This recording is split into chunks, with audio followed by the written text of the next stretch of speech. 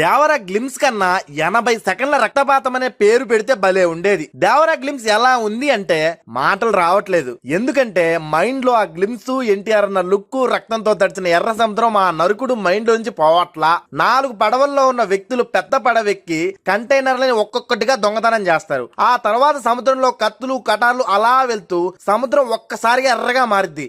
అది అలా ఎర్రగా మార్చింది ఎవరు? మన దేవరా తారక్ అన్నే. తారక్ అన్న నరుకుతుంటే పట్టుకున్న కత్తి పారే రక్తం కొన బయ్య పడేలా ఉంది బాబాయ్. నీ అవ్వ అలా నరికితే నెలపొడుపు చంద్రుడు రక్తంతో గుండ్రటి చంద్రుడిగా మారతారు. వేరే లెవెల్ ఎలివేషన్ అది. లాస్ట్ లో ఎర్ర సముద్రం డైలాగ్, బీచ్ దగ్గర ఎన్టీఆర్ అన్న లుక్, సముద్రం ఎర్రగా మారడం చూస్తే గూసు బంప్స్ లెవెల్ బాబాయ్. చుచ్చు పోసుకునేలా ఉన్నాయి ప్రతి ఒక్క సీను. నరుకుడు సీన్స్ ఆ దేవరా మూవీ మాత్రం పక్కా ఏ సర్టిఫికేట్ ఇవ్వాల్సిందే. దేవరా గ్లిమ్స్, ఎన్టీఆర్ అన్న లుక్, ఆ నరుకుడు, ఎర్ర సముద్రం మీకు ఎలా అనిపించిందో అలా కామెంట్ చేసి మన ఛానల్ ని సబ్స్క్రైబ్ చేసేయండి.